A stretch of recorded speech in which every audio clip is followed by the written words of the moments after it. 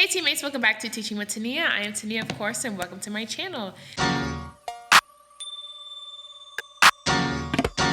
In this video, I am sharing the must-have classroom routines and procedures that all teachers need to have to run a successful classroom. I know a lot of teachers are feeling it right now.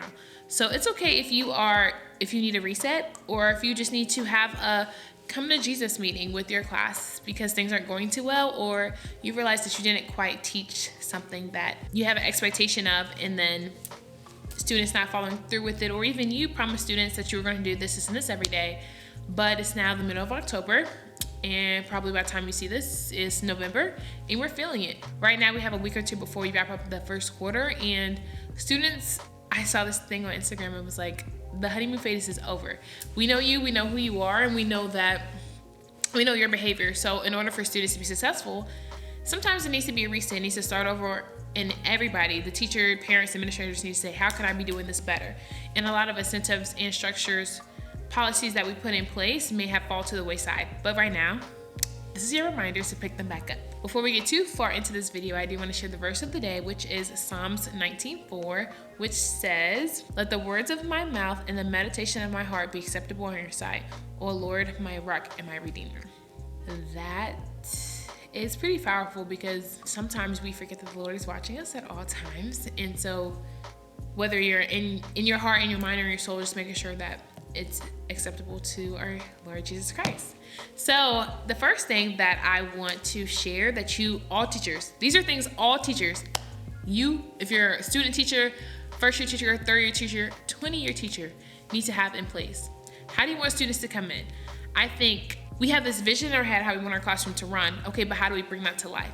And so if we're not communicating effectively with our students, I had to get better at this as well, because if I want you to come and be quiet, I never modeled that for you, then the expectation is going to be out the window because I'm not sure what I'm supposed to be doing when I come in. So I can come in, get my pencil, dance on the carpet, twirl on the floor, do whatever I want to do. But once I set that expectation, you come in, get your journal, get your pencil, boom, that's what you should be doing. Students have something to do, something to look forward to. If your students come from really bad home environments, they may be hard to have that predictability or realize, what are we doing in class today? It's just hard to not follow a routine in the system. Like, even us adults need routines and procedures in place. So a come in procedure, how do you want students to come in? What do you want them to do? Are they gonna have morning work on their desk? Are they going to come in and bounce off the walls? You get to pick that. And I like to tell my students, I'm the superstar in this classroom. It's kind of bad, but letting them know, like, as a teacher, we do have an authority figure, and I feel like sometimes that gets lost in translation. Like, what I say as a teacher is a suggestion. It's not, because if my job is to keep you safe, keep you healthy, keep you learning, you have to do what we say, unfortunately, in our classroom, like whether you like it or not. If you don't like it, then you can be homeschooled or transfer, But I think realizing that you take ownership in your classroom and you set that tone for students, not in a mean, nasty, or rude way, but just letting them know, like, if I actually do something, I'm gonna need you to do it the first time, okay? Okay, so how do you want students to come in? Are they able to talk? Do you want a whisper? Some teachers don't mind like a little chatter back and forth as long as it doesn't go above a certain octave. When I come in, we're just coming in here, especially in the mornings. Students get their journal, be quiet, answer the question on the board to get them writing every day. But sometimes they are whispering back and forth. I don't cause too much fuss about it, especially if we're not loud. Sometimes they like to share whatever the question of the day is, what's their favorite movie, or what they would recommend to other people. I don't mind that at all. Now, there's some teachers I know they need dead silent. When you come in here, nobody's talking, laughing, giggling, or nothing. And then throughout the school year, yes, you can adjust and change once they get the routine, like, I'm not playing. Once they learn, like, hey, my teacher means business, The next thing is voice levels. Your classroom voice levels, it needs to be given. Every time you give directions, are we whispering? Are we talking loud? Are we using funny voices? I know some teachers like to have a visual of voice levels. Let me get my visual. So this is my visual for voice levels. This is how your voice should be. Most of the time it's at a 0, but sometimes I do allow, I had a clip, but one of my students broke it. But it was like a little pointer that says whisper, or I could put it wherever we're at. If we're at outside voice, maybe we're playing a game or something, or we're really at 3. A table talk is a little louder than a whisper, so your table can hear you, but it's not yelling, And so we practice these voices. Am I yelling like this across the room to my friends? Not quite. Or am I at a table talk where you can hear me right here? Or am I whispering? Like, we went over this, so we practiced it and we modeled it. Or is it a 0? What does a 0 look like? Am I kicking my desk? Am I tapping my pencil against the ground. When I mean a 0, I mean your feet, your hands, everything is a 0. Sometimes some students don't even realize it, that they're making noise without even talking.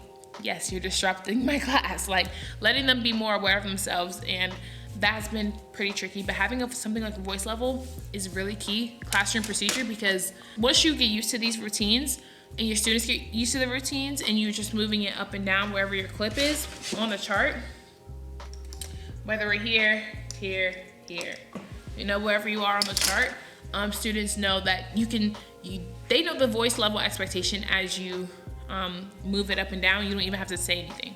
So having a voice level for all parts of your classroom, whether it's whole group, small group, transitioning, carpet time, how do you want that voice level to be? And we modeled it, like I said. Setting classroom expectations, like, you can make it fun. It's not like, hey, I have to sit here and follow all these rules, but no. Once you tell them the why we have these procedures and tell students what the purpose is, you can have fun with it, like practicing a voice level 2, 1, going from 1 to 3, going from 0 to 3, going from 0 to 2, 0 to 1, going from 1 to 2, what those sounds sound like, and then also give them an opportunity to practice, right?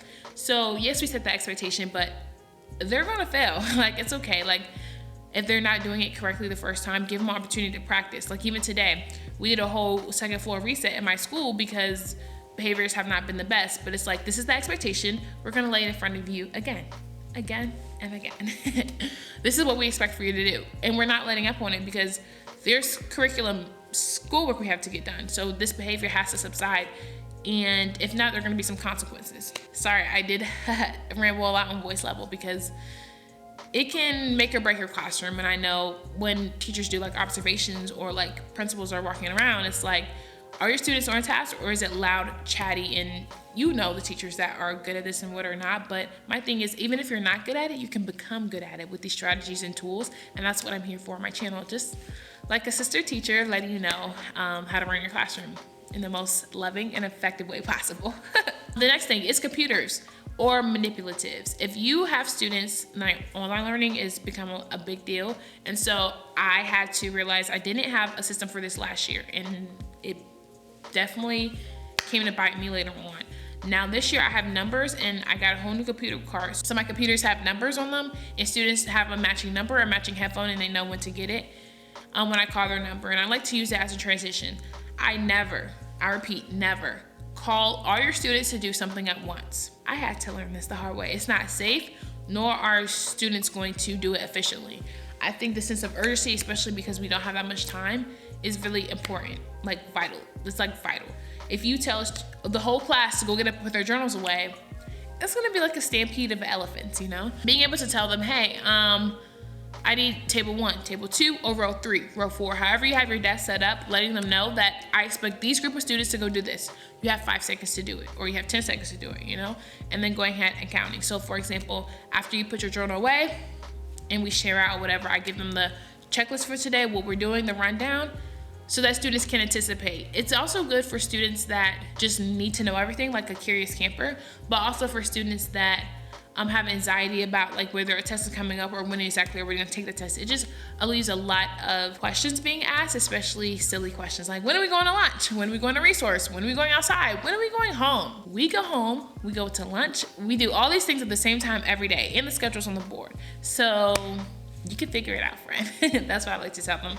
But yes, having computers in that rotation lets me know I'm calling your number. Sometimes I do my birthdays, January, February, March. Or I may have the girls go line up first, the boys line up later. Let's see who, friendly competition. Letting them know like, hey, group 1 is winning, group 2 is winning, and having multiple types of incentives to get them to do what you want them to do.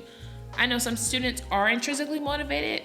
Right now, our friends at 8 or 9 years old, that's not quite the case, especially if it's not being reiterated at home that you have an expectation of how to act, how to behave.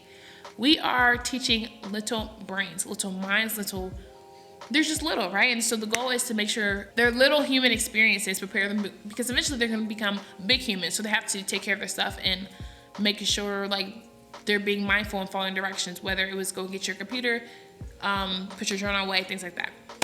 Anyways, long story short, I was saying that yes, everybody has a number, a system, or if you want to color code it, however you make your system, My thing is, make your system. As long as you have one and the students know it, you know it, and it runs seamlessly. It's okay if these routines and procedures, they may not work for everyone, for every class. I've had to switch up what I've done in year 3 from what I learned in year 1, you know? And every 2 weeks, teaching is like trial and error.